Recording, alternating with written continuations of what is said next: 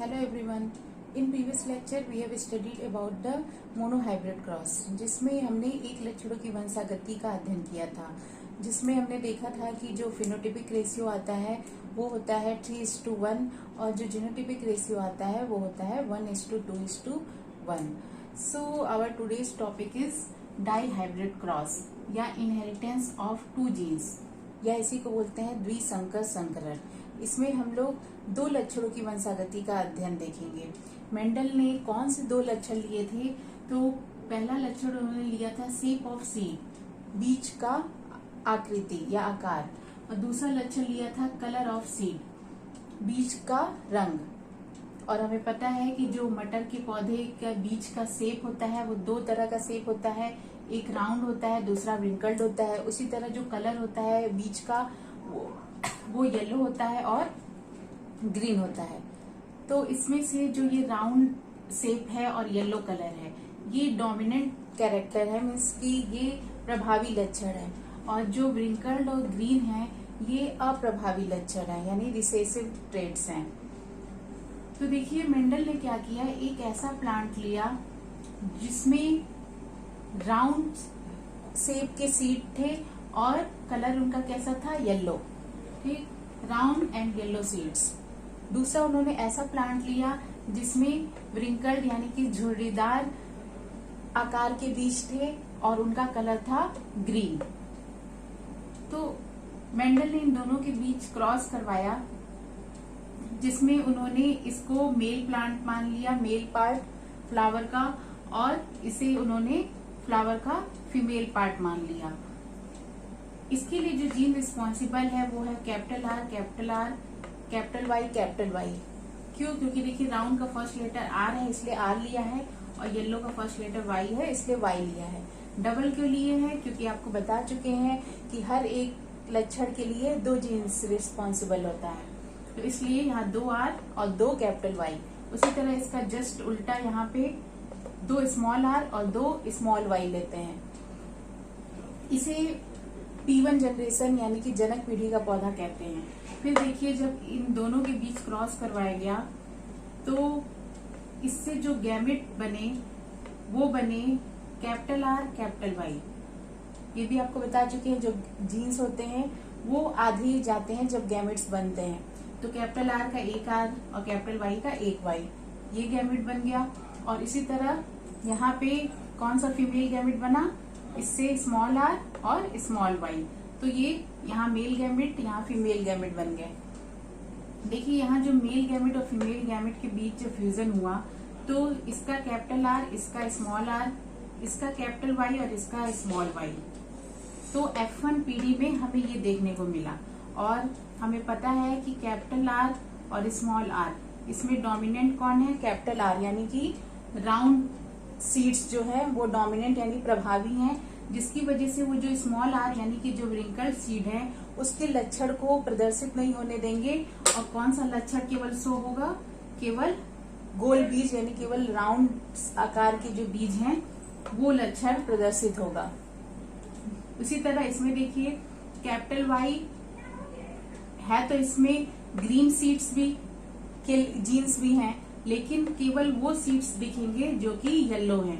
क्यों? क्योंकि आपको पहले ही बता चुके हैं कि येलो जो है वो डोमिनेंट होता है, प्रभावी होता है, इसलिए. और ये ग्रीन जो है वो रिसेसिव होता है, मीन्स अप्रभावी होता है, जिससे ग्रीन सीड्स नहीं दिखाई देंगे, केवल कैसे सीड्स दिखाई देंगे, येलो सीड्स. तो F1 जनरेशन में जितने भी प्लांट्स बनेंगे उन प्लांट्स में राउंड और येलो सीड्स होंगे, मीन्स कि राउंड आकार के और येलो कलर के सीड्स बनेंगे, ऐसे प्लांट्स होंगे. फिर देखिए उन्होंने क्या किया, अब इस बार उन्होंने इसका सेल्फ पॉलिनेशन करवाया, यानी कि यहाँ पे 2 प्लांट लिया था लेकिन यहाँ पे उन्होंने एक ही प्लांट का मेल और फीमेल पार्ट लिया और उनके बीच जब क्रॉस करवाया, देखिए पहले क्या होगा, इनसे गैमेट्स बनेंगे, मेल गैमेट, और इनसे फीमेल गैमेट बनेंगे. कितने गैमेट बनते हैं? तो देखिए जो गैमेट बनते हैं वो हमेशा 2n गैमेट बनते हैं. इसका n का मतलब है नंबर ऑफ हेट्रोजाइगोसिटी.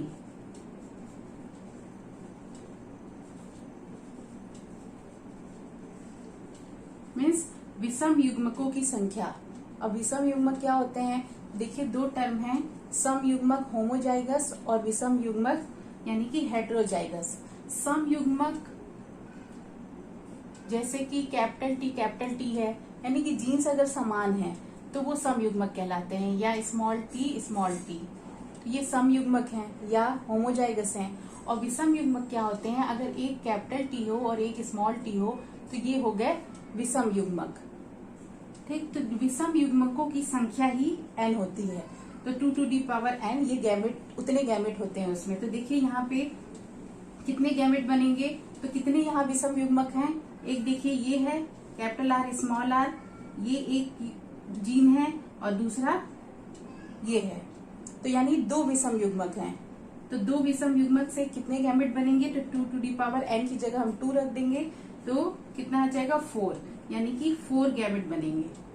कौन से गैमेट बनेंगे? तो देखिए इसका कैपिटल आर कैपिटल वाई, फिर कैपिटल आर स्मॉल वाई, फिर स्मॉल आर कैपिटल वाई, फिर स्मॉल आर स्मॉल वाई, तो ये 4 मेल गैमेट बनेंगे। उसी तरह फीमेल में भी सेम वही होगा, यहाँ भी 2 हेटेरोजाइगस है, यानी 2 विषम युग्मक हैं, यानी कि टोटल 4 फीमेल गैमेट बनेंगे। फिर क्या होगा? इनके बीच क्रॉस होगा, तो इसको हम पुनेट स्क्वायर मेथड से सॉल्व करते हैं। पुनेट स्क्वायर मेथड के लिए एक स्क्वायर ड्रॉ कर लेंगे, इस साइड मेल गैमेट लिख लेंगे लेफ्ट साइड में, और ऊपर की साइड में फीमेल गैमेट लिख लेते हैं। तो ये मेल गैमेट है, ये फीमेल गैमेट। फिर इसका क्रॉस करवाएंगे, तो देखिए इसका कैपिटल आर, इसका कैपिटल आर, ये हो गया 2 कैपिटल आर, इसका कैपिटल वाई, ठीक। फिर इसका कैपिटल आर, इसका कैपिटल वाई और स्मॉल वाई, फिर इसका कैपिटल आर, इसका स्मॉल आर, फिर इसका कैपिटल वाई और इसका भी कैपिटल वाई, फिर इसका कैपिटल आर, इसका स्मॉल आर, फिर इसका कैपिटल वाई, इसका स्मॉल वाई। मीन्स कि इस कैपिटल आर कैपिटल वाई का एक बार इससे करवाएंगे, फिर इससे करवाएंगे, फिर इससे करवाएंगे, फिर इससे करवाएंगे, तो जो आएगा वो यहाँ लिख देते हैं। ये जीन्स है। फिर उसके बाद फिर इस पे आते हैं सेकेंड कॉलम पे। सेकेंड में फिर इसी तरह क्रॉस करवाएंगे, एक बार कैपिटल आर का इस कैपिटल आर से, यानी 2 कैपिटल आर आएगा, फिर इस स्मॉल वाई का इस कैपिटल वाई से, तो एक कैपिटल वाई हो गया और ये स्मॉल वाई। फिर इसका इससे करवाते हैं, फिर इसका इससे करवा के यहाँ लिखते हैं, फिर इसका इससे। उसी तरह फिर तीसरे लाइन में आते हैं, यहाँ भी स्मॉल आर का कैपिटल आर से, तो क्या आएगा? ये है कैपिटल आर और ये स्मॉल आर, फिर ये कैपिटल वाई, फिर स्मॉल आर का कैपिटल आर से, तो कैपिटल आर स्मॉल आर, फिर कैपिटल वाई का स्मॉल वाई से, तो कैपिटल वाई स्मॉल वाई। इसी तरह फिर इसका इससे करवाते हैं, फिर इसका इससे करवाते हैं, जो आता है यहाँ लिख देते हैं।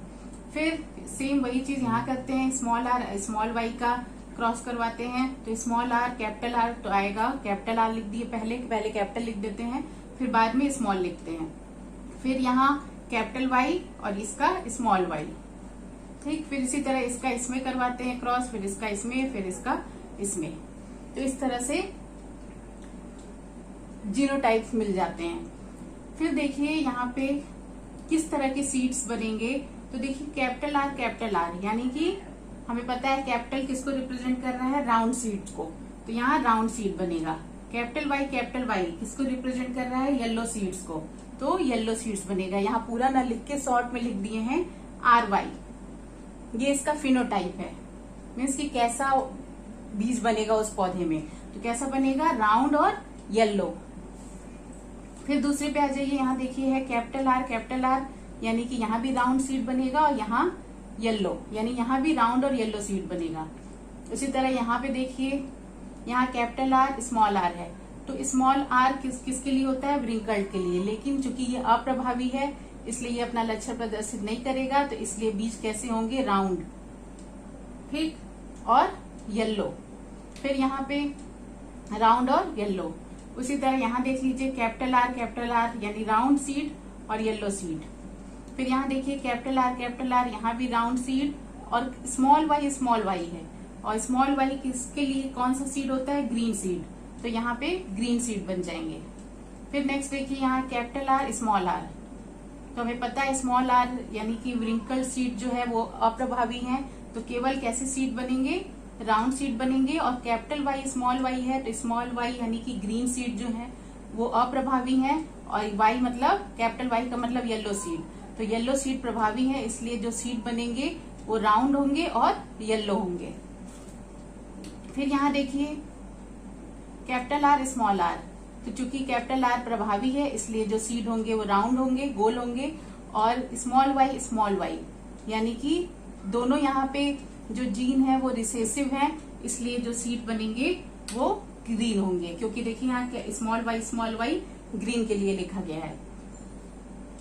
ठीक इसी तरह सबका लिख लेंगे।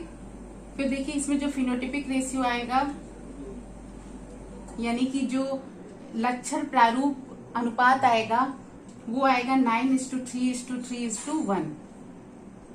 इसमें कुछ सीड्स होंगे 9 ऐसे होंगे जो राउंड येलो होंगे, यहाँ काउंट कर लीजिए, देखिए 1 2 3 4 5 6 7 8 और 9, तो 9 ऐसे प्लांट हैं जिसमें कैसे सीड बने हैं, राउंड और येलो सीड्स बने हैं। फिर 3 ऐसे प्लांट हैं जिसमें राउंड और ग्रीन सीड्स बने हैं, यहाँ काउंट कर लीजिए, राउंड और ग्रीन, कहाँ देखिए कहाँ लिखा है राउंड ग्रीन, देखिए यहाँ पे राउंड और ग्रीन 1 2 3 ऐसे प्लांट हैं जिसमें राउंड और ग्रीन सीड्स बनेंगे। फिर 3 ऐसे प्लांट्स होंगे जिसमें व्रिंकल्ड येलो सीड्स बनेंगे, कहाँ लिखा है व्रिंकल्ड येलो 1 2 3। ठीक, और लास्ट में ऐसे कितने प्लांट होंगे जिसमें व्रिंकल्ड और ग्रीन सीड बनेंगे, तो ऐसा केवल एक प्लांट होगा जिसमें व्रिंकल्ड और ग्रीन सीड बनेंगे। ठीक, तो इसका फिनोटिपिक रेशियो आता है 9:3:3:1।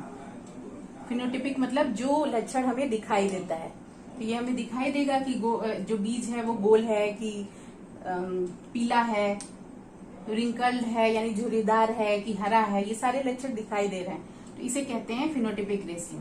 फिर देखिए जीनोटिपिक रेशियो क्या होता है, आपको बता ही चुके हैं, जो जीन्स होते हैं उसको देखते हैं कि उसका रेशियो कितना है। तो यहाँ देखिए, यहाँ देखना पड़ेगा कि कितने कैपिटल आर 2 कैपिटल 2 वाई कहाँ कहाँ है, तो ऐसा कहाँ है, एक ही है, इसलिए यहाँ 1 लिख दिए। फिर यहाँ पे देखिए 2 कैपिटल आर, 1 कैपिटल वाई और 1 स्मॉल वाई, कहाँ कहाँ है वो सर्च करिए, फिर वो लिख दीजिए। तो इसको आप खुद कर लीजिएगा। तो आप जब करेंगे इसको तो देखेंगे जो रेशियो आता है 1:2:1:2:4:2:1:2:1, ये जीनोटिपिक रेशियो यानी कि जीन प्रारूप अनुपात ये आएगा। आप इसको करके देखिएगा, यही आएगा। अगर कोई प्रॉब्लम होगी तो आप कमेंट बॉक्स में पूछ सकते हैं। तो ये था डाई हाइब्रिड क्रॉस के बारे में, जिसमें मेंडल ने 2 लक्षणों को लेकर वंशागति का अध्ययन किया था। वो 2 लक्षण थे, शेप ऑफ सीड और कलर ऑफ सीड, जिसमें शेप राउंड और येलो ये प्रभावी हैं और व्रिंकल्ड और ग्रीन ये अप्रभावी यानी रिसेसिव हैं। जिसमें F1 जनरेशन में उन्होंने देखा कि जो भी प्लांट बने उसमें सीड्स राउंड और येलो वाले बने, यानी कि ये लक्षण दिखाई नहीं दिया। झुर्रीदार और हरा सीड्स, एक भी ऐसा पौधा नहीं बना जिसमें झुर्रीदार और हरा बीज हो।